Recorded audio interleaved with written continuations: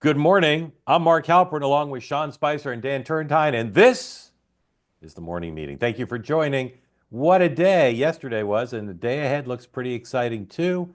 Dan and Sean, how's your momentum? Are you able to keep up with everything going on? I put the mo in momentum.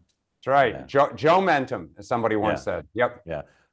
Dan Mentum. Anyway, once again, we're delighted to have you here with the spirit of peace, love, and understanding animating our every syllable, our every move, our every flick of the pinky. Please extend the presumption of grace to all, including the good folks at Politico Pro and, as what I like to call, Politico Amateur. Delighted to have you here. We're going to do the Politico Pro conversation, even though we covered it last night on Two-Way tonight.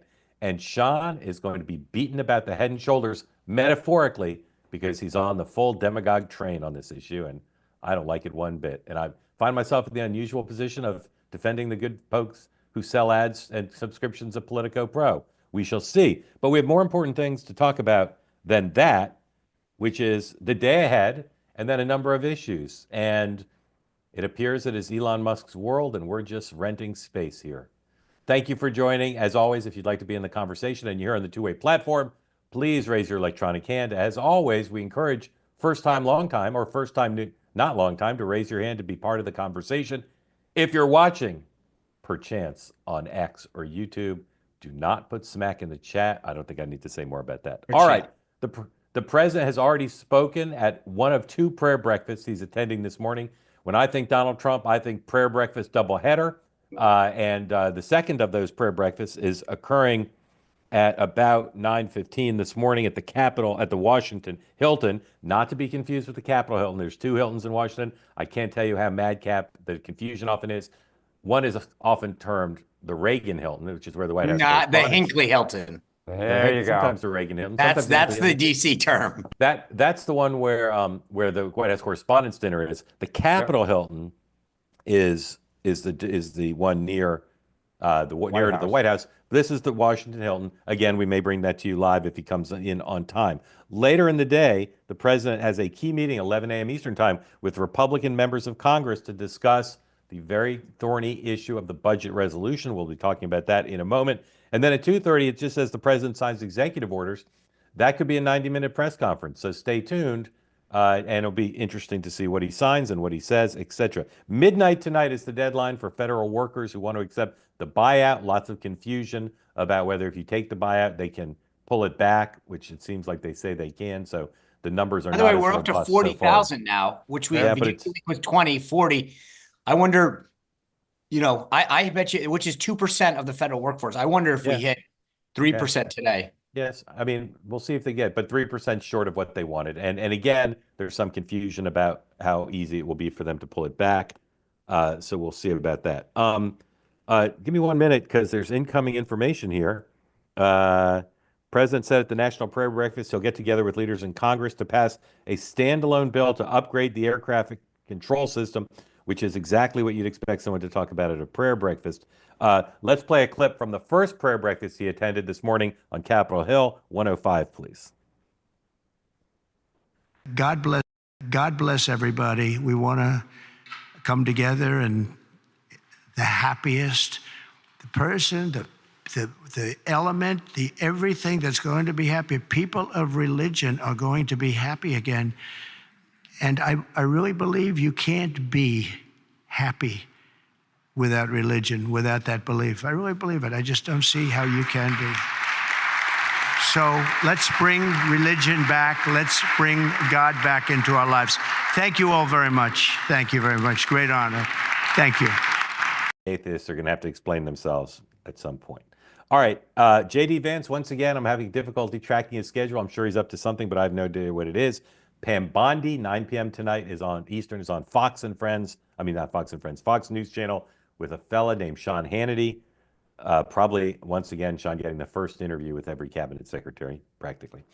On Capitol Hill, at this hour, House Democratic whips are holding their weekly meeting. The Republican whips will meet later today. 10 o'clock, John Thune meets with Bibi Netanyahu. I believe there's a photo op attached to that. Also at 10 o'clock, the president's pick to run the USTR, Jamison Greer, who was the deputy or Chief of protege. Staff. I think he was chief of staff, or is he general counsel? think he was general counsel. Anyway, he worked in the previous Trump administration for Bob Lighthizer as some sort of key aide. He's nominated to head USTR. Obviously, once he's confirmed, he's expected to be confirmed. He'll be a key part of the trade team. Senate Judiciary votes to confirm on the confirmation of Kash Patel at 10:15. 1:25, Speaker Johnson meets with Bibi. I wonder what Bibi's doing between 10 and 1:25. By the way, I will say this. I posted some pictures to Instagram. If you want to know what it's like, DC's like when the Israelis are in town.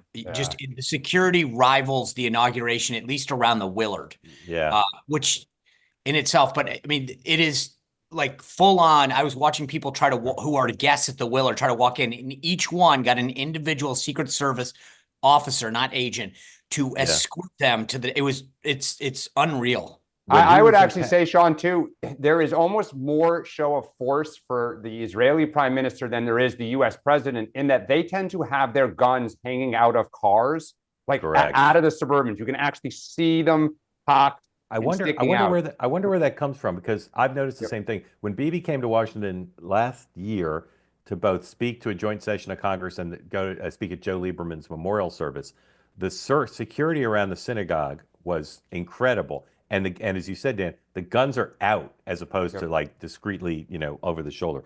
Final confirmation for the president's OMB director is supposed to occur around 7 p.m. today in the Senate.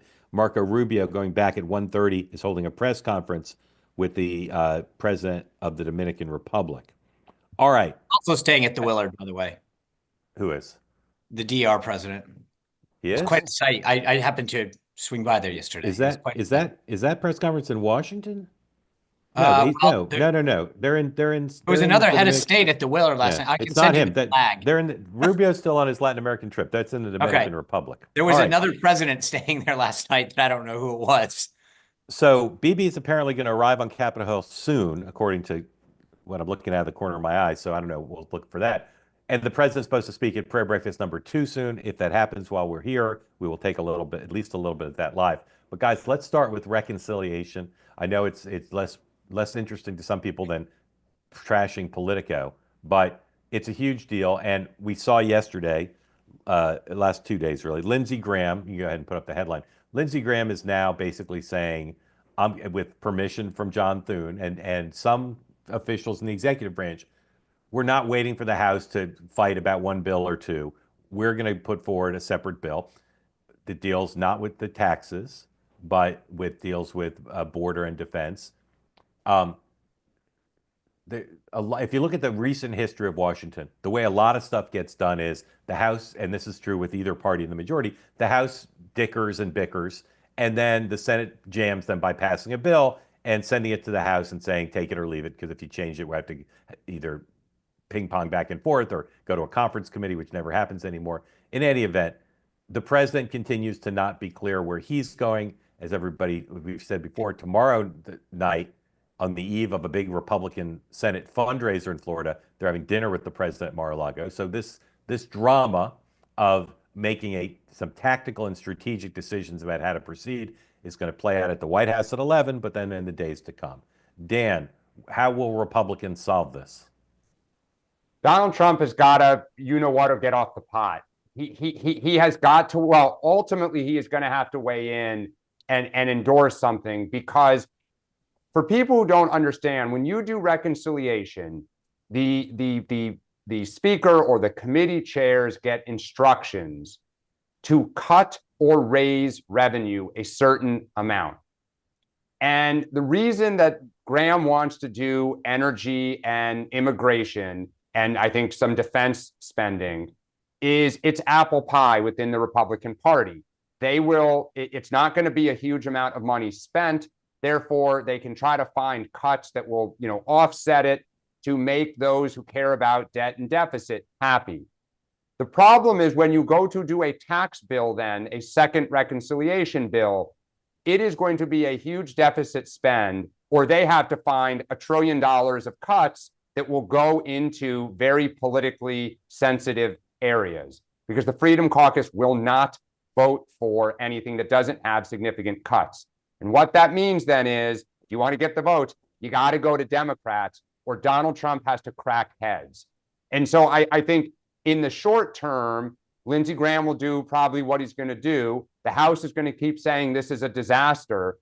And Trump has to either tell the House, this is what we're doing, and you all need to get on board for 1 and 2, or he's got to tell the Senate, like, to back off. I think ultimately, at some point down the line, Donald Trump has to lead his own party to victory. It's the only way or they have to come to Democrats. And the problem is, what are we going to ask for?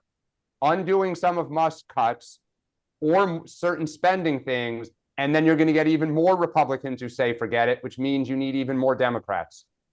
Sean. Yeah, look, I'm just going to say this. I don't think that's going to happen. I don't think, I mean, Donald Trump knows what he's doing, which is not putting himself in the middle of something that he doesn't have to. He's going to let this play out and then choose which side works. But he has no problem pitting them against each other. And there's a reason that Lindsey Graham is sending budget instructions the way he is now.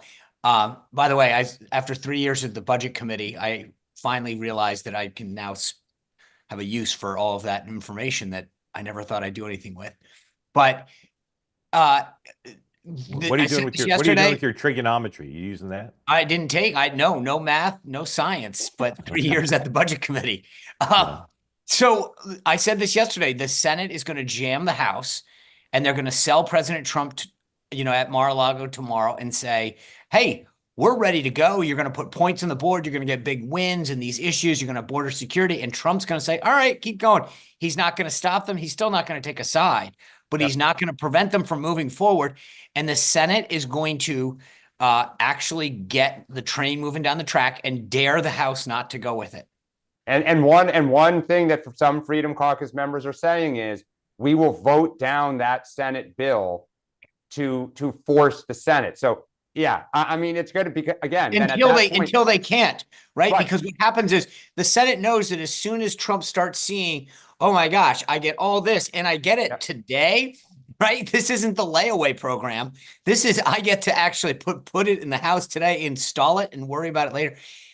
He's going to be excited about this. And then the House guys are going to walk in and say, well, wait, if you could wait till midsummer, we'll get a tax bill? No way. Well, that's what I'm saying. And then Trump has to lean in. He's got to go to the Freedom Caucus and say, shut up and do this. He has to do it. Because I agree. Wait, just so you know, I had Jim Jordan on my show last night and put the question to him. And he said, I don't really, my preference is this, but I don't care. These guys are not, at least some of them, maybe Chip Roy and a couple others, but they're not saying no way. Sean, right there, but just stop. They have a 1-seat majority. So Chip Roy alone. Yeah. So if you I get it, but that's a difference. But Dan, you're absolutely right. But there's a difference between Chip Roy winning him over and maybe adding some sweeteners and cutting some more in government and winning over the Freedom Caucus, which normally votes as a block, right? Then you got to win 12 votes over or 15 votes over. This time, yeah, I get it. You might have to win Chip Roy individually. But I think that's a lot easier. And to be honest with you, I'd rather deal with Chip Roy one-on-one, who I know is, hey, if you can cut enough of government and get enough in savings, he'll be with you. Yeah. All right. We'll be continuing to talk about this because this is, again, maybe not as interesting to some of you as some other topics, but it's huge. Can we go to Politico? No, not yet. We'll get to your dessert in a moment. All right. Elon Musk is, again, extremely covered and undercovered. His influence is massive. He has tons of allies. And I think one dynamic going on now is the more the left attacks Elon Musk, the more MAGA rallies around him. And so let's look at a few things going on with Elon Musk. But again, besides all this, his engineers going into all these departments and the buyouts and everything else. So Elon Musk, I don't know if you caught it this morning or last night, number 101, please, tweeted when people were talking about his people investing in his companies now and people potentially trying to curry favor with him. He tweets, "It's almost like I'm good with money." Laugh cry emoji. That's one element. Then 104, please. The Democrats say they have polling that shows he's less popular. That wouldn't surprise me if true. And then 103, he might be less popular with some voters, but he's still very popular with J.D. Vance, who says, and this has become a meme that's sort of going around, or a line of rhetoric, I don't know what you call it, but people saying no one voted for Elon Musk. Well, they did who promised repeatedly to have Elon Musk root out wasteful spending in our government. Democrats, if you look at the resistance rallies yesterday, we covered this on Two Way Tonight last night, they're talking almost as much, sometimes more, about Musk than they are about Trump. So, Dan, is it smart politics for the Democrats to focus on Elon Musk, or, as some say, they should really be focusing on the president? No, it is smart politics to focus on Elon Musk. The problem is it's how they're doing it. Because polling does show, as that one did, and there have been others, that there is skepticism with the middle 10% of the electorate about all these billionaires. Americans are just inherently distrustful of business leaders in government. That's just, it's always been true, whether it's George Soros or, Elon Musk. I think the issue is, rather than simply saying you can't do this and fighting every single, the Politico Pro subscription or whatever, it's more, and my advice to the party would be, focus on where he's reckless. When he sends the name of every new CIA officer that was hired in the last calendar year on an unsecured email to the entire White House, First name. that is what? First name. Sean, hold on. A point of personal privilege, as I like to say sometimes, because I think it's hilarious. Sean, if Barack Obama's administration had sent the first names and last initials of CIA agents around an unsecured message, you would call for his impeachment. Maybe you would. Yes, you would. thank Don't you. say And maybe. no, hold on. Hold on. The witness will answer the question. Sean, what if Barack Obama did that? Would you say he should be impeached? I take the fifth. No further questions, Your Honor. You should be outraged by this, Sean. I take the fifth. Not try to minimize it by saying first names. Sorry, yeah, Dan, go ahead. I think, look, I had to jump in on that. This is sorry, just to say, it's great to cut spending, but the extremes and the errors with consequences and potential consequences need to be called out, not just by the press and the Democrats, but by Republicans who care about the safety of our republic, the safety of CIA agents, and the privacy of American citizens. Dan. Thank you. No, I agree. I mean, go to the FBI. It is reported they are blowing out hundreds of people, right? I said it the other day, they're not working on how to get grandma's cat down from the tree. Drug rings, sex offenders, terrorists. The middle 10% of the electorate does not think the government is a bunch of deep state conspiracy theorists. The base loves this stuff, but there's a reason that middle 10%, Bill Clinton knew this. They don't hate government, they just want it more efficient. So to me, focusing on Elon and where he's reckless and a bunch of 19-year-old, engineers are running around doing stuff with absolutely no real knowledge of how government works, the laws, civil service protections, privacy protections, that to me is where the public will start saying, WTF, like, what is this guy doing while he's running 5 different companies? Yeah. As opposed to just, he's a billionaire and he's, Hitler's son. Yeah. Sean, leaving aside Dan's prejudice against young, talented people, what say you about Musk? So I say, you know what? If Democrats want to focus on Elon Musk, awesome, fantastic. The idea, I mean, in fact, I think that Trump probably loves this. You want to attack him and not me, and he gets to do all the dirty work. Love it. I mean, that's it from a Trump standpoint. Everyone keeps talking about, is he getting upset? Of course not. Elon's taking all the arrows for doing all the dirty work. Brilliant. I think Trump probably loves it. If you want to focus on Elon Musk, go for it. At the end of the day, here's what I think. CIA, and I said this yesterday, so just to be clear, I think I have a bigger, broader issue with the CIA in terms of the years and decades of human intelligence that you might be wasting. And I don't know that we have the same issue in the CIA that we do with the FBI in particular. But I think that at the end of the day, the American people are going to be concerned about results. And when the White House and others are throwing out day after day of systemic waste in our government and disrespect for taxpayers' money, they're willing to give a lot of a pass. And the idea that he's a billionaire, at the end of the day, Elon Musk is a very successful businessman. And so if he wasn't getting results, I'd say, Dan, you're absolutely right. Democrats have got to be a lot more surgical, but standing outside the thing with Chuck Schumer trying to get people to sing in harmony isn't exactly my idea of a winning strategy. And that, Sean, but that's, I think, the key, which is, as long as what Musk and Doge is producing is the USAID, 70,000 for New Guinea sex changes. I'm making this up. And the Politico Pro, Trump loves it because, as you say, he's just churning up the left, and it's like almost like a joke. The moment he starts producing headlines that Trump's government is sloppy, Trump's government is putting our national, then Trump's going to say, dude, you're giving me negative headlines. Like that, there's only one star in the movie, Donald Trump. Let me see if I'm articulate enough to make the point I want to make about Musk. I read a lot of the articles about him. I can't read them all because there's so many, but there aren't enough.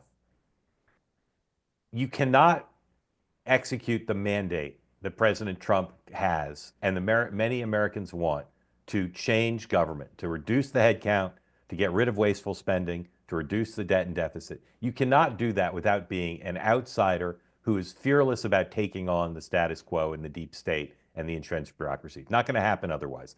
And Musk has already done more than Reagan did or Bush did. I mean, he's already made history in trying to root this out. And he's doing it in part because he's aggressive and fearless and has the support of the president and the vice president, and he's super smart about systems. The other side of that is he's a little bit nuts. He's a little bit on the spectrum. He's, as Dan said yesterday, he's not treating people with respect who work hard in some instances. And he may be insufficiently concerned about civil liberties, national security, continuation of programs that are essential, not optional.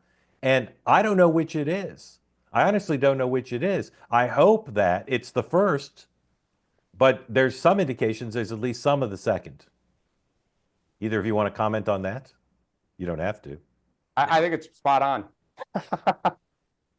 Donald Trump at this prayer breakfast, where are we? This is the current prayer breakfast, not the earlier one. At the earlier one, he said the assassination bullet did not affect his hair, but it did make him believe in God more. Let's listen. Only Fox is taking it live. Let's dip in and see what he's talking about. Via Skype. I'm going to be there. It's not that far, it's like about 2 minutes down the road. In fact, it was easier to do this than put up a Skype deal. Destroy the White House, putting up all that stuff. But no, I want to be here with you. And I have been here with you.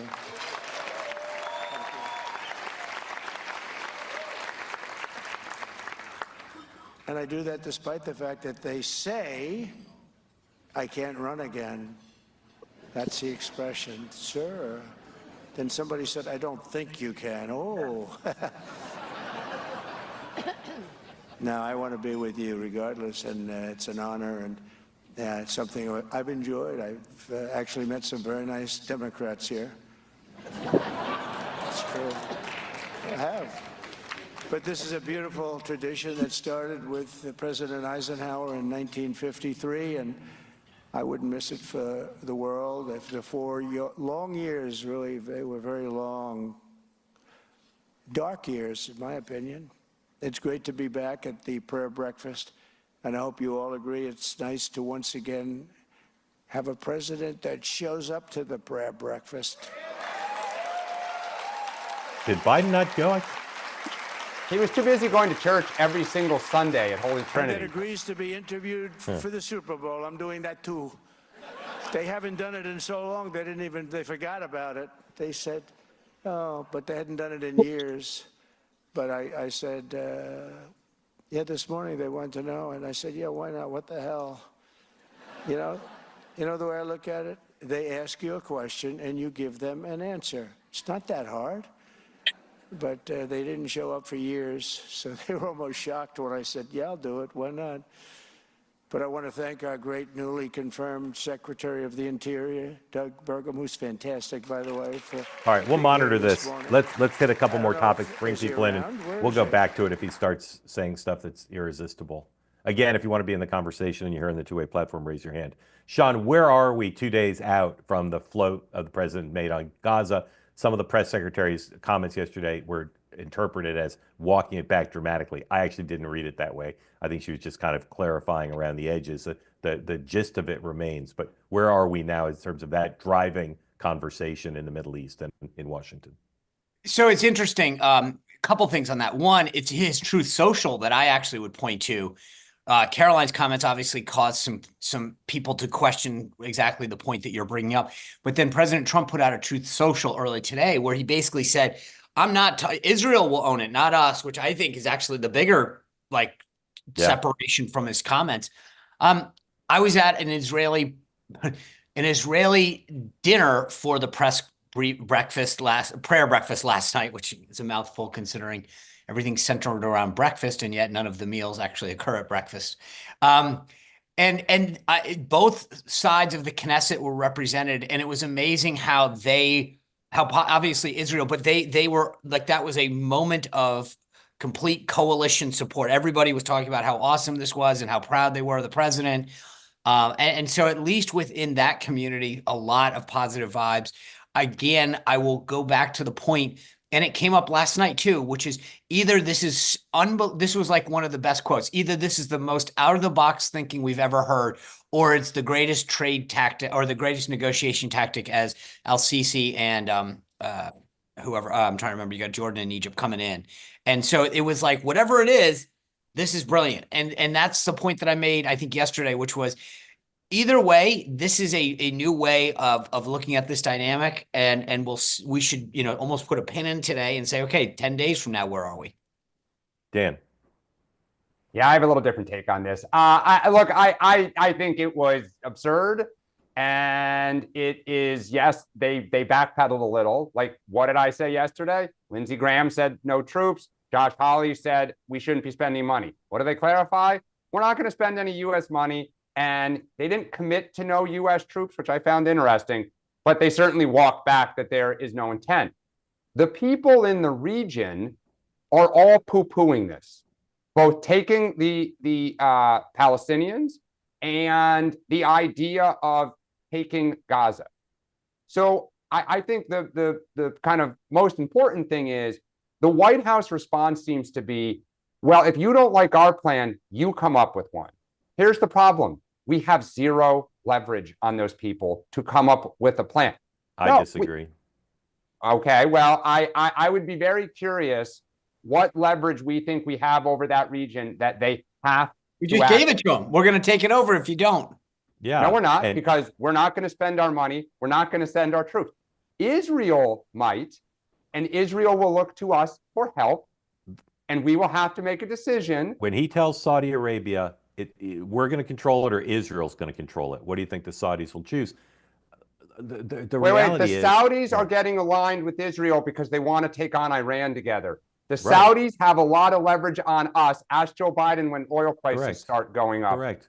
Ask all the private equity firms that do business. They do. Saudi Arabia has us as much by the you-know-what as we have them. They do. Here's the thing.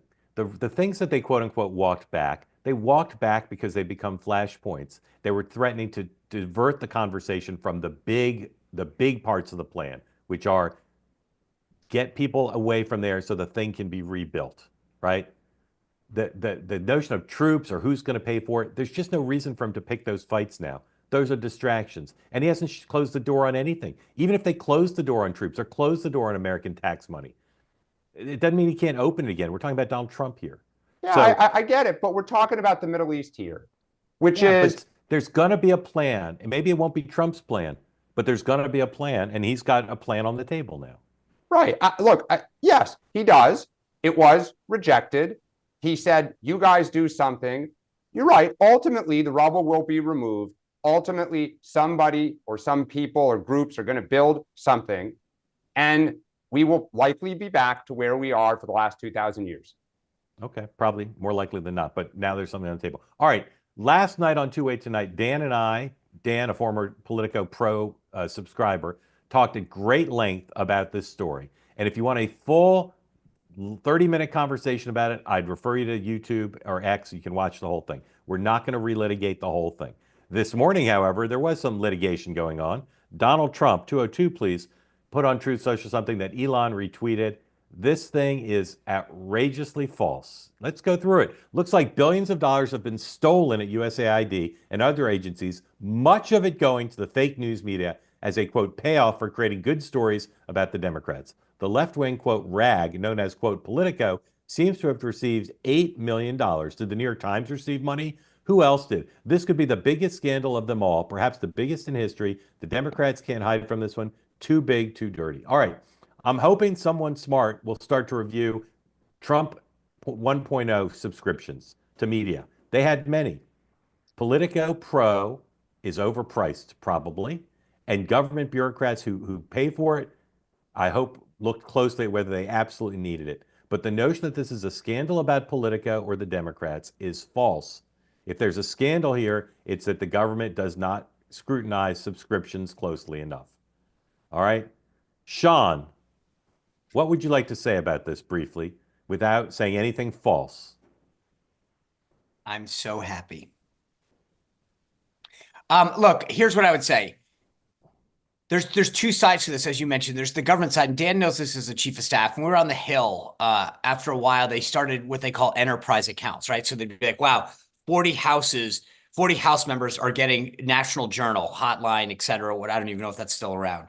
And so we're going to basically go in and bid on behalf of the House of Representatives where, so instead of everyone paying $10 a piece, we're going to offer National Journal $100 and every House office gets it. There is a government procurement issue, which I'm glad Elon is exposing. And Mark, we had a woman at the live event the other night that came up to me and said, this is prior to Elon. She said, in Trump 1, they were going through this system at HHS. And they found similar things about all these, random content. She was on the show last night. Oh, she's fantastic. I'm glad you highlighted. But the point is that there is a massive amount of government waste, and somebody should have been figuring that out, right? 100%, 100%. But there's the government side of it. As the White House is disingenuously trying to turn this into a media scandal. Well, there's no one nicer that could have happened to than Politico, because for not just the coverage, but the false and misleading things that they do, and bias. They've become more biased. And so for them to go through the barrel the way that they have treated other people. I mean, I literally was going through my phone for a second. During my tenure as press secretary, they falsely accused me of, quote, butt tweeting from the press sec account. No one took the time to actually read the Twitter handle. So you can take at Mark Halperin and make the top White House press secretary, which someone had done. Yeah. Their sensational tabloid journalism has finally caught up with them. They cannot excuse this right now after what they have done to other people. So as far as I'm concerned, I have to stop you. This is something that's wrong with America and our politics. And they started it. You cannot say, as you're effectively saying, and as many people tweeted at me last night, because Politico has sinned, they're fair game for lies and demagoguery. That's just not the way the country should work. But they have perpetuated that, and it's their turn in the barrel now. No, it's go after them put them in the barrel for their bias, put them in their barrel for overcharging, if you want, put them in the barrel for, all manner of things. But don't say, I don't think it's right in America to say, because they've sinned, they're fair game for lies. Okay, fair enough, I just don't think that's the way America should work. Okay, Counselor, I'll cede your argument, but here's my point. I'm not going to be the one to defend them. They created part of this problem. So I've not, my point is, great. If you guys want to go out there and try to explain why you're charging the government $8 million in one agency. No, that is not true. That's not true. That's the whole government. That is not true. Well, there's another number that says 32. I don't know what the actual number is. It was like 20,000 from USAID or 30,000. Don't blame Politico for things they didn't do. They're not at fault for their sales team selling subscriptions. There's a million things to blame them for. And as people know, I'm not a defender of the dominant media. They're liberally biased. There's a ton to criticize, but not this. This is a fault of procurement, not of the media. Here's my point. That is not my job. I mean, I don't look at it like, hey, you guys created this situation, you created this environment, and now you want other people to go out there and explain why it's not as bad. You're on your own, baby. So I think that your conversation epitomizes what I was going to say. The right has an unbelievable ability in the modern era to disseminate lies and conspiracy theories that are then hyped by its leaders. The president, Elon Musk, but hold on, Sean. What you guys are hyping is a flat out lie. Okay, Thank and you. when Politico does this, But Dan, no, hold on, there's hold on, never hold a on. discussion that Politico And there should do be. it, and And there everybody should be, says, Sean. Right, but There you should can't be. toss yeah, but what now you're look at doing when is they do tossing it. Okay, You're they do this tossing a red day in ball. and day out, day in and day out, and there's never a discussion saying, "Oh, we should talk about Politico." But when they sin, we all should come to the altar and say, "Hey, guys, they're not as bad. It's not But you their know what fault." though, Sean? Wrong. Sean, so Stick with the look, truth. The truth's on your side, Sean. Stick with I it. know. But my in- point is that your argument, Mark, is, well, we should talk about it when they sin. We don't. They get away with it. I do. I single do. Okay, hold on. I Time do. out. You do. Time out. Maybe the time Washington out. Post doesn't. Yes. So Dan. for Republicans, if I had to rank Trump's shiny red ball strategy subjects, immigration is 1, media is 2, and now DEI is probably 3. Just DEI's higher. Pause. So I would be very curious as a Democrat. Fox News spews utter lies about Democrats. They have for 20 years. Go back to the Clintons when Fox News was launched, right? All the conspiracy theories, Pizzagate, Benghazi, all these things. Okay, fine. It's partly an entertainment channel. Like it is. And I get it. What do you think the number of Dow Jones subscriptions are in the US government? 40 million? Difference between Dow Jones and Fox. Dow Jones owns the Wall Street Journal. No, I get that, but there's a difference. Hold on. It's all one empire. They all feed into the same thing. How many Bloomberg terminals are in the US? No, but my point is there are subscriptions everywhere. In our house, we discovered we have 5 Netflix accounts because everyone over the time had signed up for Netflix for their, thing. And in this era, we've discovered Peacock subscriptions, everything. So we've consolidated. That is appropriate to say, to Mark's point, do you all need subscriptions? What is the value that you're getting? Can you make do with safeguard our tax dollars? Exactly. That is 100% appropriate. And just like when George W. Bush came in and turned all the TVs to Fox, if you say we don't want to do Politico subscriptions anymore, philosophically, fine. Like to your point, Sean, you could say you guys are bullshit. We're getting rid of it. But to say it is a conspiracy to hype the Democrats to the tune of billions of dollars is simply a shiny red ball. Correct. And I will say this: there are 100 reasons why Politico is biased, more significant than Politico Pro. Okay, I'm not saying it's part of the culture of closeness between the Politico newsroom, like most Washington newsrooms, and the Democrats. It's part of that closeness. But there are plenty of Republicans who subscribe to Politico Pro too. Members of Congress, lobbyists, people in the executive branch. This is not a cause of the bias. It's in the water. No, but it's not a top 100 cause. Yeah. I don't disagree with what. How many Trump officials went to the Politico inauguration party? Dude, first of all, that I will give you Dan, you're preaching to, I cannot, it literally, I'm with you. See, here, I'm a free trader. Just one more. As we said before we came on the air, Peter Navarro just appeared at a Politico Pro event, 2 days ago. They all do. So here's my point on this. I mentioned this yesterday when it came to federal government. What Elon's doing, whether you get it or not, I think for a lot of conservatives, he's pulling out these agencies by the root and saying, we're just going to whatever. When we as conservatives go to the White House Correspondents' Dinner, when we hang out with Politico, when we go to their parties, we give them credibility. This is ridiculous. And I think that I'm with you. Listen, vote. This is like the same way you vote for change. You vote with your dollars when it comes to certain products, which is why I hate like Starbucks. And I think that we vote when we look at our subscriptions and things like that.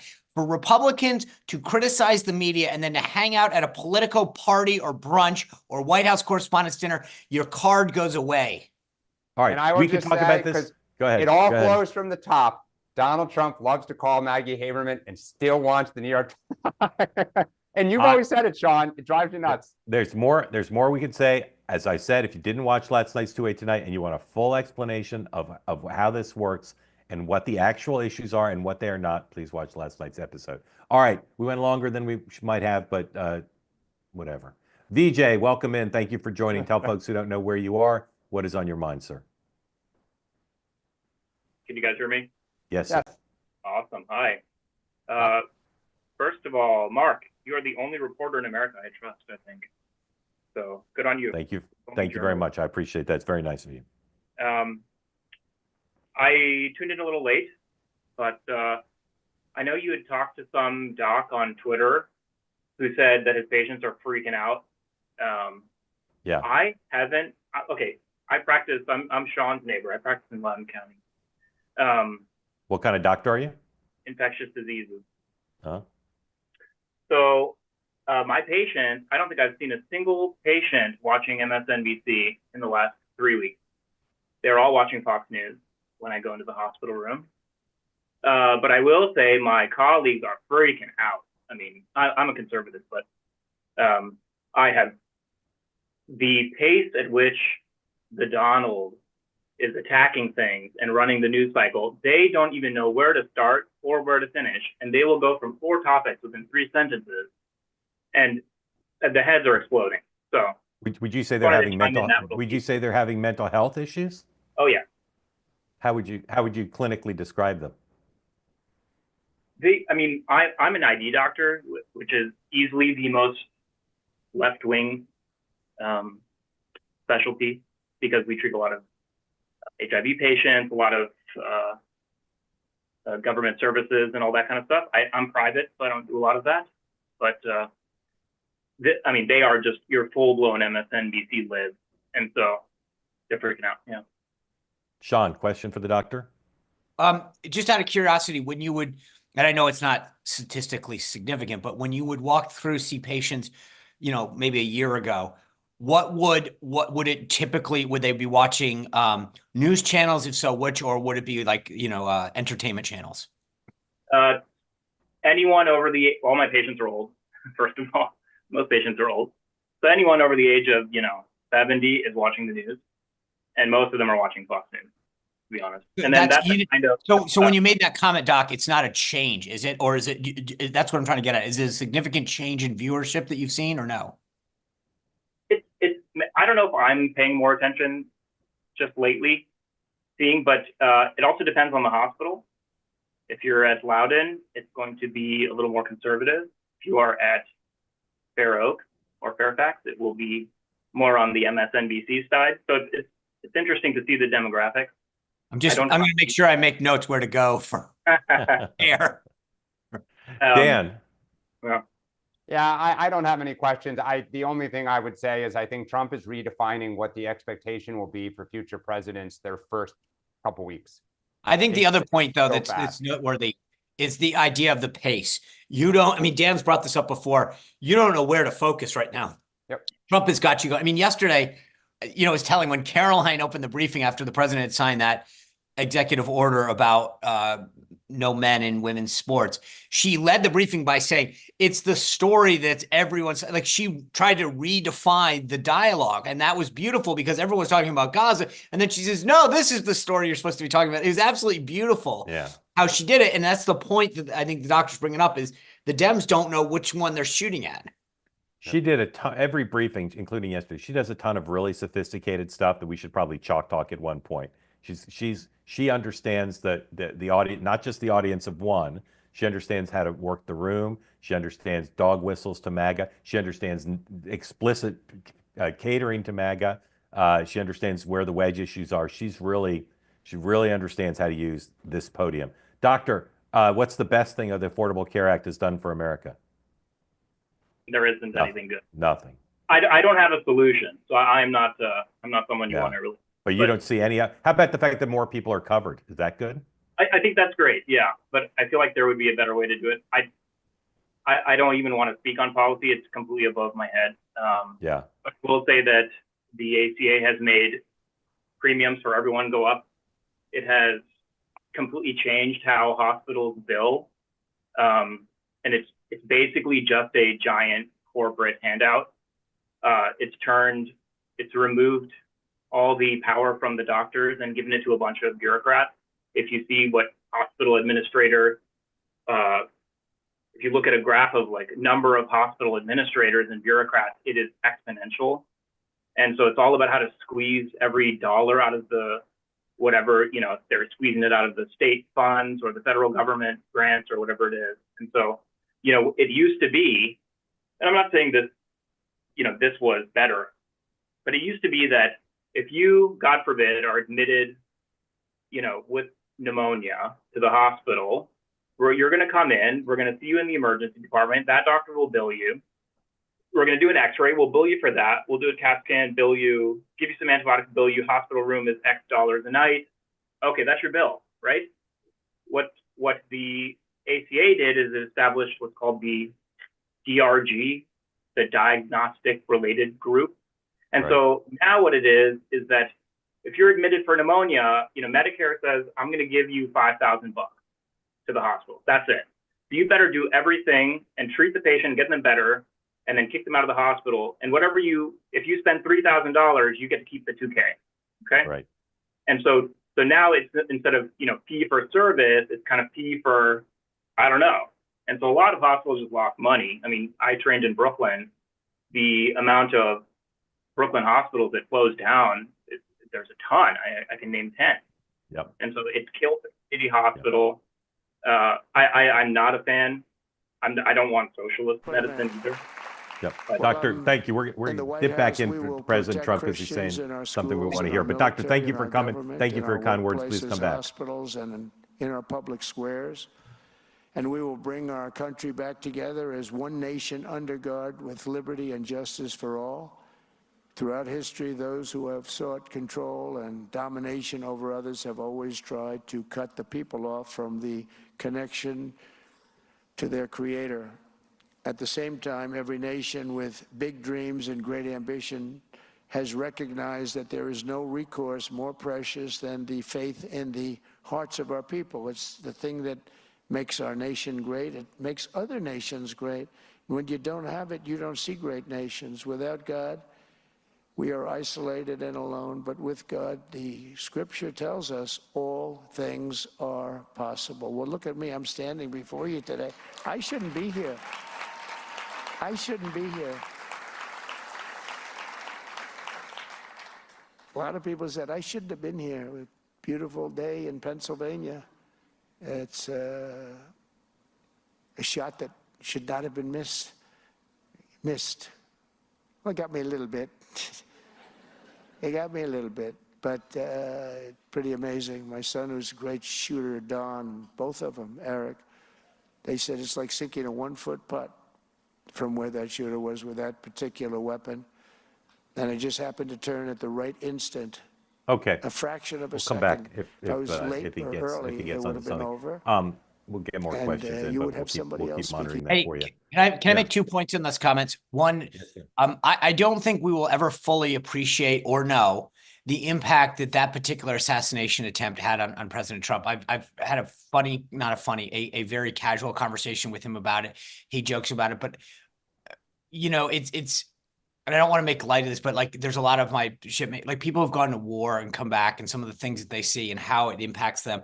I can't fathom what an assassination attempt like that does to your outlook on life. And I know he makes light of it, and it's a very, personal way of addressing a tragedy sometimes. But I just honestly think that that's underreported, and I don't know that you could ever accurately report on it. So I'm not trying to hit on anyone for this, because I see it in his tone in tenor, and I don't think that people who know him well, aside from people who know him well, fully appreciate. I see a different guy in terms of how he approaches things and how he handles things. I have to think with no knowledge, but with just an understanding that when a traumatic event hits somebody, you say to yourself, I value life. I value the opportunities that God had given me in a way that I didn't maybe before. I think that his comments on that, again, are throwaway lines in a speech to some, but for me, I look at it as a very, very telling thing.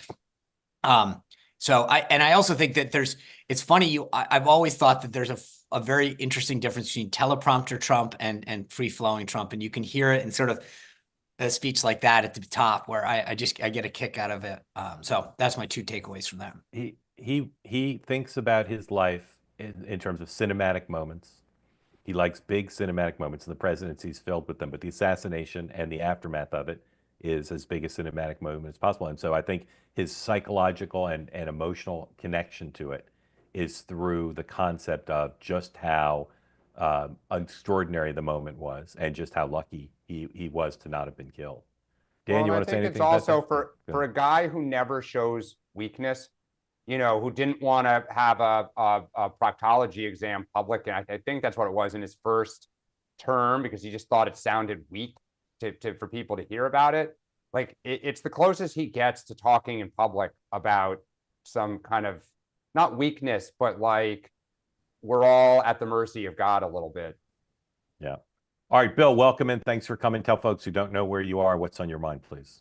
Morning, guys. I'm in Connecticut. And I have one question kind of for everybody, and then one just a quick thing to see if anybody's heard anything on it. So the quick one would be anything on the CFPB who might potentially be nominated for that post? No one. Yeah, that's right. I haven't heard anything either. Okay. And then Are you in Eastern Connecticut? I'm in Central Connecticut. I'm All right, right now. anyone that's a big bird fan has to be like east of the river, as far as I just assume so. Oh, this is I grew up in upstate New York, and I was just a Celtics guy all the way through. So no Knicks for me. Sorry, Dan. Sorry, where in Connecticut? I'm from New Haven. I'm in Glastonbury right now. Sure. And so, yeah, but I would like to give a shout out to my mother-in-law, who's currently recovering from knee surgery. I keep trying to drag her into the two-way discussion. So hopefully me being on today will help move that along. But the other question was, on Monday when we talked about USAID being the first target, and we spoke about a little bit of surprise, it struck me because in the slightly larger ecosystem of Trump and Trump surrogates, this was kind of out there. It didn't surprise me. I mean, I've heard people talking about it, and not necessarily directly for Politico subscriptions, but more as sort of a deep state arm of regime change and all the things being used that they're trying to effectively dismantle. So do you think that we're missing part of the discussion on that topic as we go through and just talk about the waste, fraud, and abuse? Which part do you mean? Well, whether or not this is a first target, because it's also an attempt to speak to what people would call the deep state. I think it's first of all, I don't know that it's a first target. There are lots of simultaneous targets. I think both through planning and also organically, it's gotten a lot of attention because it's the weak link, not only because Americans are not hugely supportive of foreign aid, particularly now, where they care more about East Palestine than they do about Palestine, but because of the resident examples that Caroline Levitt and others have cited, where it's not just, do you think Americans should be building orphanages in the Sudan? Yeah, some Americans would say, sure, if that's the only way the orphanages can be built. Do you think we should be providing anti-malaria drugs? Sure. But the examples that they've had, do you think we should be, starting Sesame Street or Trans Sesame Street? Those are as weak a link as you're going to find.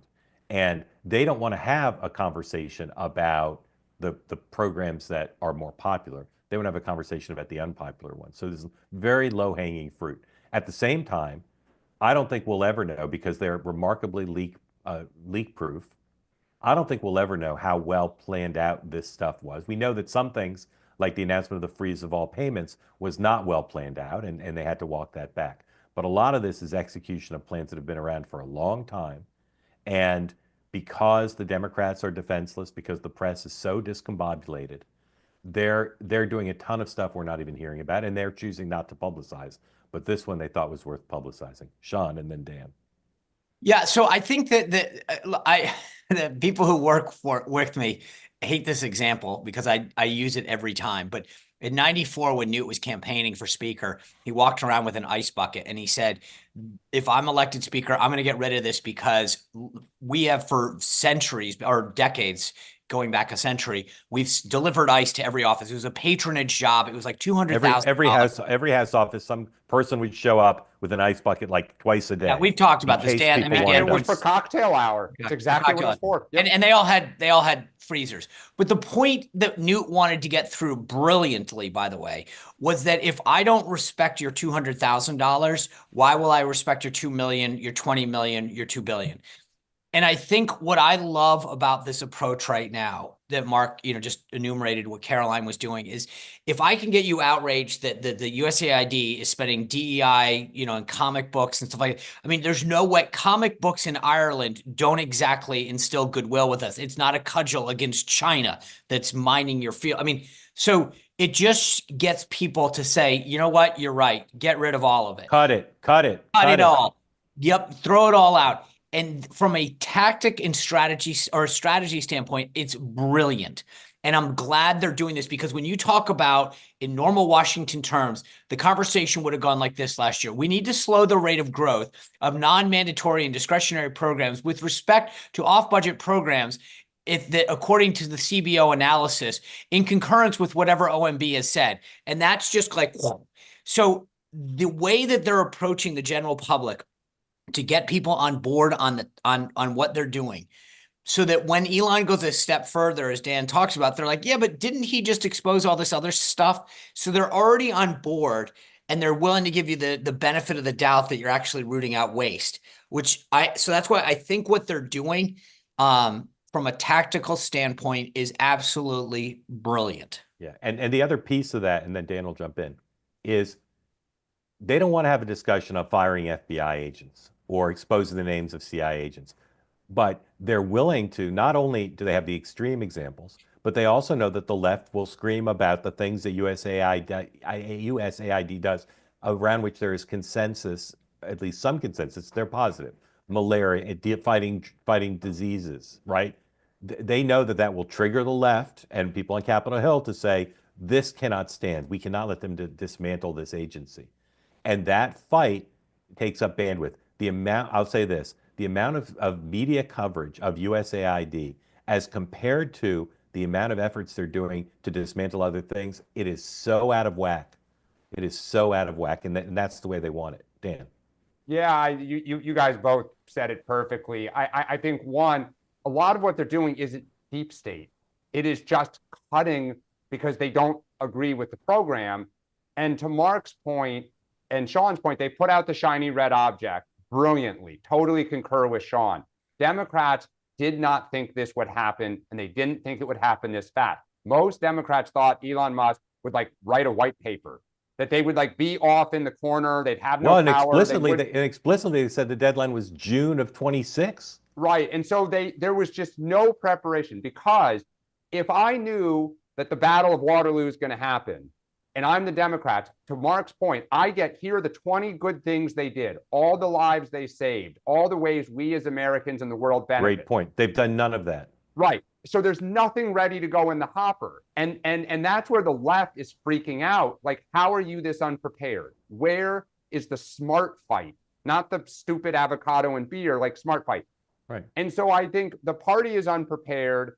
And they're just, going out and doing this very successfully. So, as you said, they ran on it. I'll go back to my little joke. Project 2025 wasn't such a joke when everybody said, watch out. And Trump was like, I have no idea what that is. No, you did. Fly some young mom in who's in her 30s with the cute kids who was saved by USAID inoculating her against malaria. And say, I'm here today with my beautiful family because of USAID. Only America can do this. And thank goodness for this agency. They're none of that because as you said, Dan, they weren't prepared. And by the way, if we don't, China will come in with their Belt and Road strategy. Right. And the ultimate irony, as we're in the third week, is what do we start the show talking about? Rebuilding Gaza. All of this about we shouldn't be doing this and these programs are terrible and be domestically focused. But let's go to Gaza, clear the rubble, build infrastructure. Let's get hospitals. Let's get school. I mean, it's just as a Democrat, you shake your head. Yeah. But I would just say this, put a pin in this. If you're everything that we're saying, and I'm glad that certain people clearly aren't listening as they didn't to Dan during the election because they would have done a lot better. But the idea that their response is to send Schumer out there to chant like, and I don't even, I'll just be graceful on that and just to say to chant out of tune. To me, I'm like, oh my God, that's the best you got. Like there is no coordinated response that if you're someone hearing the pushback, you're like, I guess they were right. Look, Yeah, at the Bill, end of the thank you. day, it should Thank be you, Bill. real things that help real people. Like the Yeah. Democratic Party's got to use that as their orient and put real people out in front. I was in the gym yesterday and I was flipping around. I listened to Debbie Wasserman Schultz, Gregory Meeks, and Congressman Garcia from California, all getting friendly interviews on CNN and MSNBC about this stuff. And they were just all processed. They were all just about, no examples, just all vague process of they can't do this. Musk is a billionaire. He just wants to get richer. It just, even those three experienced people, they just don't have it together. And every day they don't, Musk just continues to plow through. Tonight on Two-Way Tonight, Richie Torres, congressman from New York, will join us. He's a pretty smart guy. We'll find out what he thinks about the prospects of the party getting its act together. We may well have a doctor on tonight. We're still talking to him, who's in colloquy with me, has said extremely interesting things about where he sees the mental health issues with his patients. So he may join us as well. And of course, all the news of the day and your questions. We'll be back tomorrow, 9 a.m. Eastern Time, last show of the week. We'll preview the president's meeting with Senate Republicans in Florida and all the latest on Elon Musk, because that's basically what Two-Way is dedicated to. And of course, Sean will once again say Politico Pro is the cause of everything evil. No, just Politico. I don't want to, I'll keep it broad. Yeah, broader. All right, Dan, closing remarks. You have 20 seconds. I love this. Love this. I hope There's so much going on. It's great. I hope we make time tomorrow to talk about how the refs in the Super Bowl and how they're going to steal it for the Kansas City Chiefs. I just hope we save a little bit of time for that. Okay. All right. So noted. We'll prepare some And video. if they do steal it for them, will Donald Trump and Taylor Swift interact at all? I think we have top 5 prop Good bets. question. We Good need question. to put those out there. Sean, we may have a Madden telestrator for you tomorrow. Just be ready. Little turducken. Thank you for the questions. Those who Nice. raised their hands. Thank you for your participation. Thank you for subscribing to Politico Pro. And I'll see you at 6 o'clock tonight, and the three of us will see you at 9 a.m. tomorrow. Have a great day.